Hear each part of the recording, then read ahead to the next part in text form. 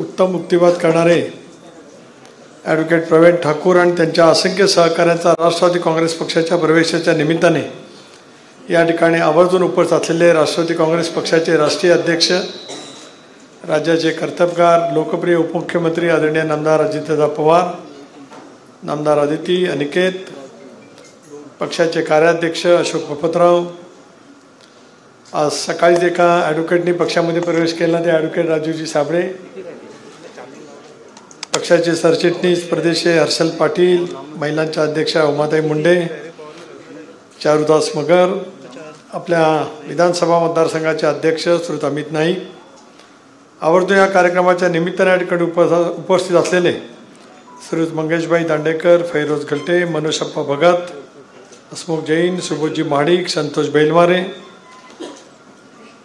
या तालुक्याचे अध्यक्ष जयेंद्र भगत, आमचे संघटक ऋषिकांत भगत, मनोज शिर्के, स्मितादेवी खेडेकर, आरतीताई मोकल, मेघनाताई भोईर, आशिष भट, रवीनाना ठाकूर, मधल्या कालावधीमध्ये पक्षामध्ये ताकद ज्यांची सहभागी झाली ते श्रीधरजी भोपी, वैभवजी पाटील, तालुक्याचे उपाध्यक्ष हेमंत खरसांबळे, सर्व ठाकूर कुटुंबीय, पेणहून आलेले माझे पेण तालुक्यातील सर्वच पक्षाचे सहकारी, मुरुड तालुक्यातील सहकारी, रोहा तालुक्यातील सहकारी, आज अलिबागतील सर्वच फार मोठ्या संख्येने उपस्थित असलेले पत्रकार मित्र, सगळ्या वाहिन्यांचे प्रतिनिधी आणि प्रचंड संख्येने जमलेल्या माझ्या तमाम राष्ट्रवादी काँग्रेस पक्षाचे कार्यकर्ते, बंधू भगिनी आणि सहकारी मित्रांनो, श्रावणी शनिवारचा दिवस, आज सकाळपासून आपले राष्ट्रीय अध्यक्ष दादा रायगडच्या दौऱ्यावरती आहेत. सकाळीच ॲडव्होकेट राजू साबळे आणि त्यांच्या असंख्य सहकाऱ्यांचा नगरपंचायतीच्या नगराध्यक्षांसहित पक्षामध्ये प्रवेश झाला. संध्याकाळी आज ॲडव्होकेट प्रवीणजी ठाकूर आणि त्यांच्या सर्व सहकारी पक्षामध्ये सहभागी होत आहेत. मला मनापासूनचं समाधान या ठिकाणी याच गोष्टीचा आहे, ज्याचा उल्लेख मी मगाच्या माणगावच्या भाषणामध्ये सुद्धा केला. पप्पांनी सुद्धा 90-92च्या आसपास काँग्रेस पक्षामध्ये त्या कालावधीमध्ये प्रवेश केला. मी जिल्हा परिषदेचा अध्यक्ष 92 सालामध्ये झालो होतो. बॅरिस्टर अंतुले साहेबांचं, खानविलकर साहेबांचं नेतृत्व या जिल्ह्यामध्ये प्रचंड पद्धतीने संघटनात्मक दृष्ट्या काम त्या कालावधीमध्ये करत होतं. ते सारे बुजुर्ग नेते मंडळी होती. पप्पांचा प्रवेश त्या कालावधीमध्ये झाला. मी ज्यावेळेला जिल्हा परिषदेचा अध्यक्ष होतो त्या 3 वर्षाच्या कालावधीमध्ये 3 वर्षामध्ये माझ्यावरती 2दा अविश्वासाचे ठराव आले. त्या कालावधीमध्ये अलिबागसारख्या ठिकाणी येणं, जिल्हा परिषद चालवणं, पक्षाला नेटाने उभं करणं एक महत्त्वपूर्ण भूमिका निश्चितपणाने होती. विजयभाऊ कवळेसुद्धा त्यावेळेला निर्वाचित झालेले होते. प्रकाश धुमाळ जिल्हा परिषदेचे उपाध्यक्ष होते. मी या साऱ्या गोष्टीची आठवण का करतोय की एकेकाळी शेतकरी कामगार पक्षाचा अलिबागचा बालेकिल्लाच. मला कुठल्याही पक्षाबद्दल बिलकुल काही प्रवाद, काही वेगवेगळी भूमिका त्या ठिकाणी घ्यायची नाही. पण अलिबागसारख्या ठिकाणी ज्यावेळेला पप्पा सर्वही नेतेमंडळी एकंदरीतपणाने कामाला लागले आणि 2004 सालामध्ये पप्पा विधानसभेवरती त्यावेळेला निर्वाचित झाले. त्या अगोदर 97ला ते जिल्हा परिषदेवरती आलेच.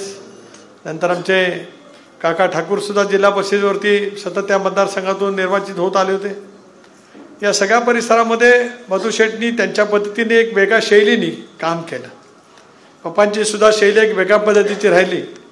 जनमानसाशी त्यांचा संवाद अतिशय उत्तम पद्धतीने होता, पण त्यांच्या पद्धतीने काम करण्याची त्यांची पद्धती राहिली. ज्या कालावधीमध्ये दादा विलासरामचं सरकार होतं, अलिबाग तालुक्यामध्ये JSM कॉलेज मी ज्यावेळेला शिकलो 70-72ला, त्याच्यानंतर दुसरं कॉलेज नंतरची झाली.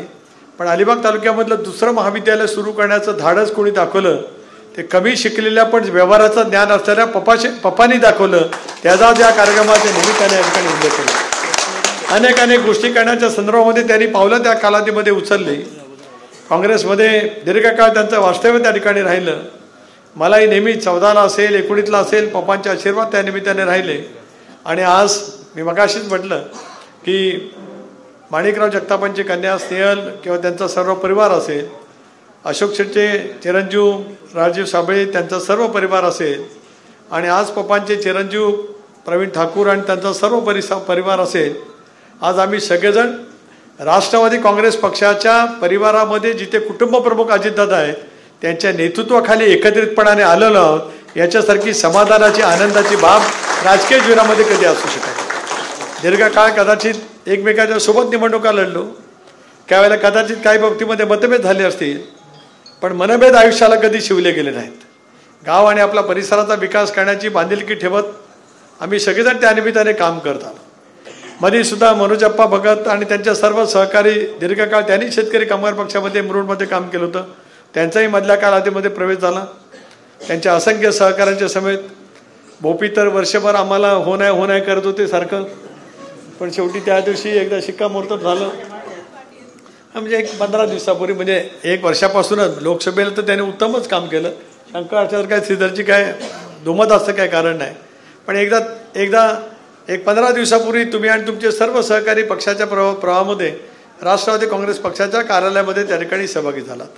मंगेशभाई, आपण सुद्धा सहभागी मधल्या कालावधीमध्ये झालात.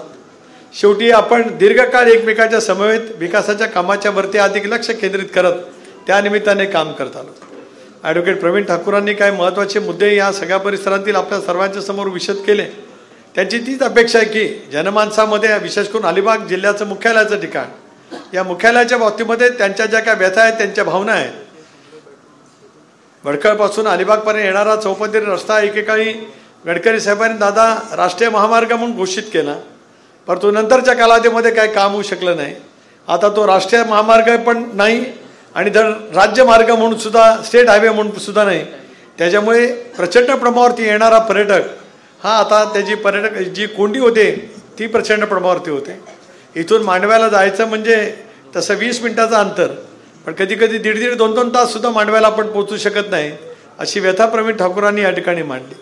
मी मगाच्या भाषणात उल्लेख केला की बॅरिस्टर अंतुले साहेबांनी बांधकाम मंत्री असताना, ते मुख्यमंत्री असताना रेव्हर्स ते रेड्डी हा सागरी महामार्गाची कल्पना केली.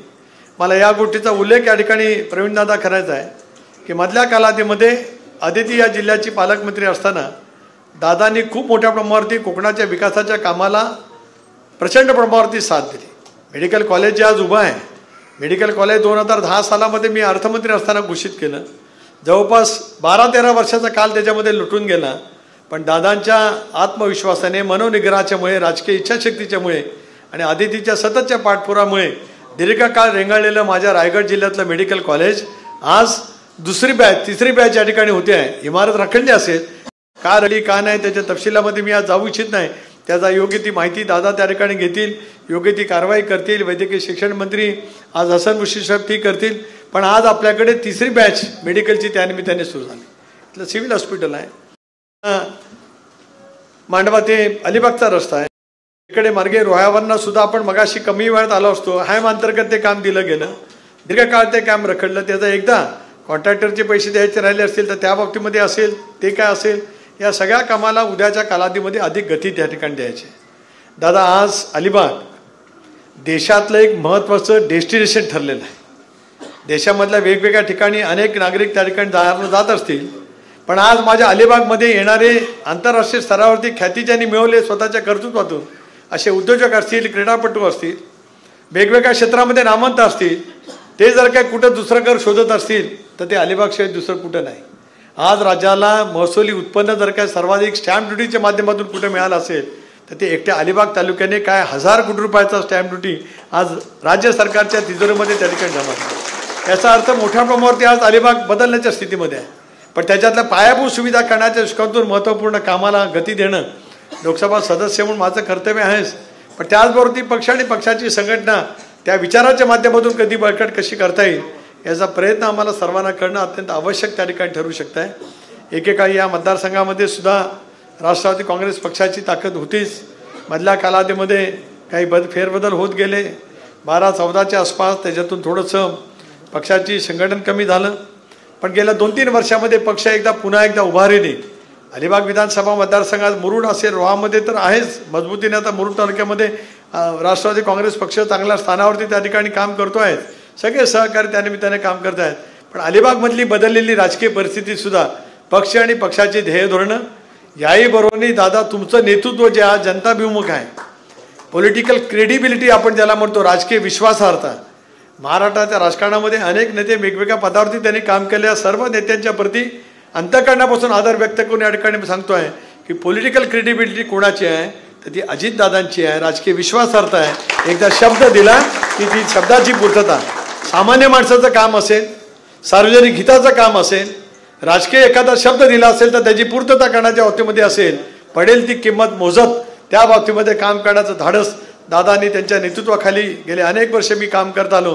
आम्ही सर्वांनी मिळून जवळून त्या ठिकाणी अनुभवलं. म्हणून आज 2 वकील पक्षामध्ये आले. आता एक वकिलाने कधी फारशी कोड घालून वकिली फारशी नाही केली. आता अलीकडच्या काल जरा ऐक रे बाबा, लगेच अंगावर नको येऊस. अलीकडच्या कालावधीने केली नाही कुठं म्हणतो. पण ॲडव्होकेट प्रवीणदादा ठाकूर हे नियमितपणाने युक्तिवाद करण्यासाठी प्रसिद्ध आहे. एकेकाळी जसं खानविलकर साहेब, मामा जोशी साहेब किंवा दत्ता पाटील साहेब, नानासाहेब लिंबाई हे अलिबागमधले प्रख्यात वकील. मी ज्याला लहान होतो त्याला ही 4-5 नावं जिल्ह्यामध्ये प्रसिद्ध असायची. सेशन कोर्टात यायचं म्हणजे या 5-6 जणांपैकी कुठल्या तरी वकील साहेबांकडे गेलं की आपलं काम होतील असा अशिलांच्या मनातला विश्वास मी 50 वर्षापूर्वी सांगतोय. अलीकडच्या कालावधीमध्ये खूप वकिलीमध्ये प्रावीण्य मिळवलेले खूप आहेत. पण अलीकडच्या कालावधीमध्ये अलिबागला जाऊन कोणाकडे केस द्यावी असा प्रश्न ज्यावेळेला प्रत्येकाला पडतो त्याला प्रवीण ठाकरांचं नाव मात्र त्या राजीमध्ये जोडलं जाते याचा अभिमान. शेवटी कर्तृत्व, युक्तिवाद करण्याची क्षमता आणि तितक्याच पद्धतीने जवळ. बरं काय फार मोठी फी घेतात अशातला काय भाग नाही आणि किती फी देत असतील त्याच्याबद्दलची मला शंका आहे. पण तरीसुद्धा त्याच तन्मयतेने तो युक्तिवाद करण्याचा प्रयत्न करत आहे. आता प्रवीण दादा तुम्हाला राष्ट्रवादी काँग्रेस पक्षासाठी युक्तिवाद करायचा आहे. तुम्ही मगाशी बोललात मी मावळ आहे, मी खरं आहे आणि माझी तसंच राहील. आता काय 70मध्ये मावळ धोरण मधून काय जहाल धोरण येण्याची काही शक्यता असं काही कारण नाही. पण अनेक वेळेला ते धोरणसुद्धा बऱ्याच वेळेला उपयुक्त ठरतं नाही अशातला काय भाग नाही. पण तरीसुद्धा एका संघटनेच्या माध्यमातून आपण ज्याला काम करण्याचा प्रयत्न करतो आहोत. तुम्ही एक विश्वास दाखवलात की दादा, मी असेल, आदिती असेल, अनिकेत किंवा पक्ष अलिबाग तालुक्यातल्या वेगवेगळ्या समस्यांना अधिक गती देण्याचा प्रयत्न त्या ठिकाणी नक्कीच करेल. रेवस रेड्डी रस्ता हा दादांच्या वॉर रूममधला एक महत्त्वाचा भाग आहे. त्याच्यामुळे रखडलेलं करंजा रेवस पुलाचं काम असेल, साळावच्या पुलाचं काम असेल, आगरदांडा ते तुरबाडीच्या पुलाचं काम असेल, बागमांडला ते भानकोटच्या पुलाचं काम असेल, 9 पुलाची कामं आता निघत आहेत. दादांना ही विनंती आहे की त्याच्या बरोबरीने रस्त्याच्या कामाला सुरुवात झाली तर प्रचंड प्रमाणावरती पर्यटक आज अलिबागला येऊ शकतात. आपण रोरो सर्व्हिसमध्ये दादा प्रवास केला तर त्या रोरो सर्व्हिसमध्ये 2-10% आमची ओळखीची माणसं मिळतील. पण अख्खा मलबार हिल किंवा नरिमन पॉईंट किंवा जो दक्षिण मुंबई आहे त्या दक्षिण मुंबईतले सगळे आज या ठिकाणी आलेले आपल्याला पाहायला मिळू शकतात. इतकं मोठ्या प्रमाणावरचं आकर्षण ज्या वेळेला या सगळ्या परिसराचं होतं. मुरुड तालुक्याचं सुद्धा आकर्षण पर्यटनाच्या दृष्टिकोनातून वाढतं आहे. पलीकडचं शिवधन तालुक्याच्या मध्ये वाढतं आहे. आमचा पद्मदुर्ग किल्ला आहे. खांदेरी किल्ल्याला आज छत्रपती शिवाजी महाराजांच्या रायगडच्या किल्ल्याबरोबर जागतिक वारसा मानांकनामध्ये त्या ठिकाणी स्थान मिळालेलं आहे. अशा गुणवैशिष्ट्यासह आम्हाला वाटचाल करायची. महाराष्ट्र भूषण नानासाहेब धर्माधिकारी, पद्मश्री डॉक्टर अप्पासाहेब धर्माधिकारी यांच्या समाज प्रबोधनाच्या विचारातून अख्खा जिल्हा आपला महाराष्ट्र घडलेला तुम्ही आम्ही सगळेजण पाहतो. त्याच विचारावरती वाटचाल करत आपण सर्वांना पुढच्या कालावधीमध्ये नक्कीच त्या ठिकाणी काम करत राहायचं आहे. त्यामुळे शांतपणाने लोकांच्या समस्या सोडवण्याचा आपण काम करण्याचा प्रयत्न केला तर या मतदारसंघामध्ये सुद्धा राष्ट्रवादी काँग्रेस पक्षाची ताकद निश्चितच अधिक वाढू शकते. मला जाणीव आहे की आम्ही महायुतीमध्ये आहोत. लोकसभेच्या निवडणुकीमध्ये महायुतीचा उमेदवार म्हणून निवडून आलो. 2019 सालामध्ये त्यावेळेच्या युतीचा आघाडीचा उमेदवार म्हणून त्याला निवडून आलो. मला एक दादा आहे की अलिबाग विधानसभा मतदारसंघाने मला 14, 19 आणि 24 या तिन्ही सलगच्या निवडणुकीमध्ये अतिशय मोठ्या मताचं मताधिक्य अलिबाग विधानसभा मतदारसंघाने 14लाही दिलं. म्हणजे शिवधनपेक्षा जास्ती मताधिक्य मला अलिबागला 14ला. शिवधनने जर काय तेवढ्याच मताची बरोबरी केली असती तर मी 14लाच लोकसभेवरती त्या ठिकाणी जाऊ शकलो असतो. 19मध्ये सुद्धा अलिबाग तालुक्याच्या अलिबाग विधानसभा मतदारसंघाने मताधिक्य दिलं आणि 24ला सुद्धा दिलं. कदाचित या तालुक्यातल्या जनतेला अधिक भावलं जात असेल असाही भाग असेल. पण या तालुक्यातला शेतकरी आणि व्यवसाय करणारा प्रत्येक जण अतिशय त्या पद्धतीने काम करण्याचा प्रामाणिकपणाचं काम करतो आहे. अध्यापक वर्गसुद्धा, गुरुजन, जिल्हा परिषदेमध्ये गुरुजनसुद्धा या सगळ्या परिसरातील अतिशय खूप महत्त्वाचे त्या निमित्ताने आहेत. आणि म्हणूनच अशा अनेक कामाला गती देण्याचं काम आपण पुढच्या कालावधीमध्ये त्या ठिकाणी करूया. आज प्रवीणदादा, तुम्ही, तुमचे सर्व सहकारी, त्याच्यानंतर रवी नाना असतील, संबंध परिवार आहेत, इतरही सगळे सहकारी त्यानिमित्ताने आलेत. अनेकांची नावं घेणं आवश्यक होतं पण आज खूपच उशीर झाला आहे. आपण 4-4:30 वाजल्यापासून आलेला आहात तरीसुद्धा आम्ही सगळे कार्यक्रम करत आलो. रोहायला तर टाटा इन्स्टिट्यूटच्या वतीने मदतीतून 120 कोटी रुपयाचं आपण आज कौशल्य केंद्राचा भूमिपूजन दादांच्या हस्ते त्या ठिकाणी केलं. उद्याच्या भवितव्याच्या कालावधीमध्ये किमान कौशल्यावरती आधारित असलेला कुशल तंत्रज्ञ हा माझ्या रायगड जिल्ह्यातला निर्माण करण्यासाठी टाटाच्या सहयोगातून अजितदादांच्या मार्गदर्शनातून आदितीच्या सतत पाठपुरातून आज आपल्या रायगड जिल्ह्यामध्ये त्या ठिकाणी त्याचं भूमिपूजन झालं। टाटाच्या इन्स्टिट्यूटने मान्य केलं की आम्ही 6 महिन्यामध्ये ते सुरू करू। ज्या वेळेला ते प्रत्यक्षात सुरू होईल, अनेक वेळेला JSW मध्ये आमची भरती होत नाही, गेलमध्ये भरतीच्या बाबतीमध्ये लोकांच्या मनामध्ये प्रचंड राग आहे, RCEPच्या भरतीमध्ये राग आहे, असे वेगवेगळे रिलायन्सच्या भरतीच्या बाबतीमध्ये राग आहे। उद्याच्या भवितव्याच्या कालावधीमध्ये अनेक रोजगारांची संधी मिळेल, त्यावेळेला कुशल तंत्रज्ञानाच्या वरती आधारित असलेलं प्रशिक्षण आज आम्ही रोह्यामध्ये म्हणजे रायगड जिल्ह्यासाठी, रोहा एक मध्यवर्ती आहे म्हणून रोह्याला त्या ठिकाणी प्रवेश झालं, अलिबागला पण करू। तशी परिस्थिती तयार करण्याचा सगळेजण प्रयत्न करू। आपापच अनेक गोष्टी मग येतच असतात, याच्यात कुठलाही राजकीय आशय नाही। आता सगळे पत्रकार त्याच्यासाठीच बसलेले आहेत। मी नेमकं काय राजेंद्र वेलकरपासून सगळे हर्षदपासून सगळेजण की मी काय चुकीचं काय बोलतो काय, मी तसं चुकीचं कधी बोलत नाही आणि चुकीचं बोलून तुम्हाला काही ब्रेकिंग न्यूज करण्याची संधीसुद्धा कधी देत नाही। शांतपणाने सगळं ऐकत राहायचं। आता काहीतरी सकाळचं काहीतरी घडलं रायगडचं, ते ऐकण्यासाठी सगळे मीडियावाले मगाशीच रोहायला होते, पण ते सगळे इथे आले म्हणजे तितकं त्यांच्या दृष्टीने काहीतरी सनसनाटी असेल असं मी मानतो। पण आज दादा आले, राष्ट्रवादी काँग्रेस पक्षाला अधिक प्रखरतेने संजीवनी देण्याचं त्यांनी काम केलं, त्याच्याबद्दल खासदार म्हणून प्रदेशाध्यक्ष म्हणून आहेत, त्यांचा सहकार म्हणून मी राज्याच्या कानाकोपऱ्यामध्ये फिरतोय। रायगड जिल्हा पक्ष आणि पक्षाची संघटना आता सुधाकर कार्याध्यक्ष झालेत, अशोक बोपतराव आहेत, तिकडे सुभाष केकणे आहेत, हर्षल पाटील सुद्धा माझे निवडणूक प्रतिनिधी होते, त्यांनी काही त्याला पक्षात प्रवेश केला नव्हता, निवडणूक प्रतिनिधी मी डायरेक्ट केले होते, म्हणजे खासदाराचे उमेदवारांचे सगळे अधिकार दिले होते।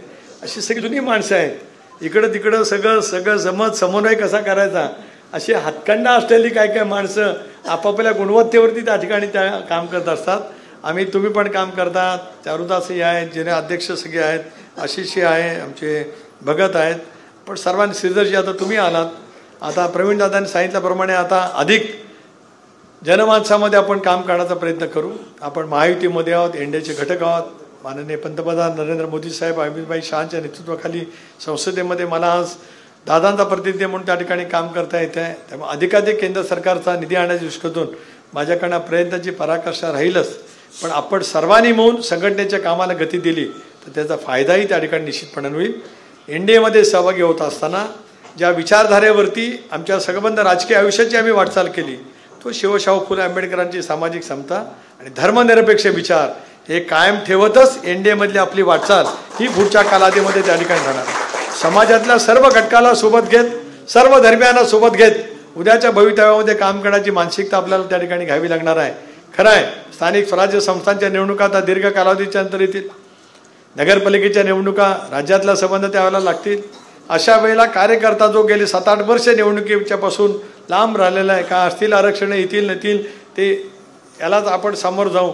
मी एवढंच आज आश्वस्त करतोय, मगाशी मी राजू साहेबांच्या प्रवेशाच्या निमित्ताने सांगितलं की रायगड जिल्ह्यातल्या राष्ट्रवादी काँग्रेस पक्षाच्या कार्यकर्त्याला जेवढी ताकद या निवडणुकीच्या माध्यमातून द्यायची असेल ती देण्याचं काम संकल्प आज आम्ही दादांच्या उपस्थितीमध्ये या ठिकाणी करतो आहोत। एवढंच आज या कार्यक्रमाच्या निमित्ताने या ठिकाणी सांगतो। निवडणुका महायुती म्हणून लढवायच्या की कसं लढवायचं त्यावेळेला देवेंद्रजी दादा एकनाथराव शिंदे ठरवतील। या जिल्ह्यातल्या कार्यकर्त्यांच्या भावना काय ते इथला खासदार म्हणून मी असेल, आदिती असेल, आम्ही समजून घेण्याचा नक्कीच प्रयत्न करू। मराठवाडा उत्तर महाराष्ट्राच्या दौऱ्यावरती गेलो, त्या जिल्ह्यांतील सुद्धा 10-12 जिल्ह्यांच्या मध्ये मी फिरलो, त्या जिल्ह्यांतील सुद्धा कार्यकर्त्यांचं पक्षाच्या कार्यकर्त्यांच्या भावना काय आहेत, आमदार माजी आमदारांचं तेही पक्षाच्या नेतृत्वाजवळ आम्ही मांडण्याचा प्रयत्न करू। पण पक्ष म्हणून राष्ट्रवादी काँग्रेस पक्षाला पुढच्या कालावधीमध्ये मजबूत करण्यासाठी आपण सगळेजण निश्चितपणाने त्या ठिकाणी काम करू।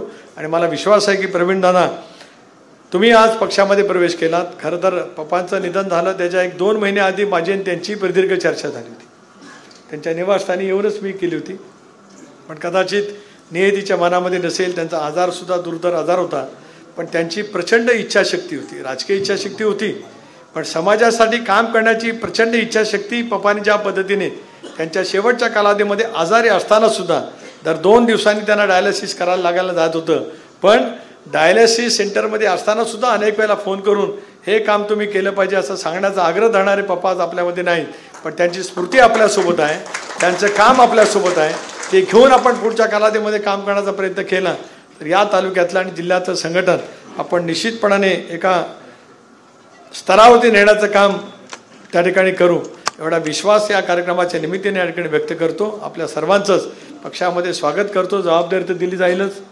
सर्वांना जबाबदारी दिल्याशिवाय काही काम होतच नसतं. जबाबदारी त्यांच्या पेलण्याच्या जी का आहे शक्ती आहे त्या पद्धतीनेच त्या ठिकाणी दिलं जाईल. आणि शेवटी आपण सगळेजण काल कोण आज कोण त्याच्यापेक्षा पहिल्यापासून आपण सगळेजण सोबत आहोत.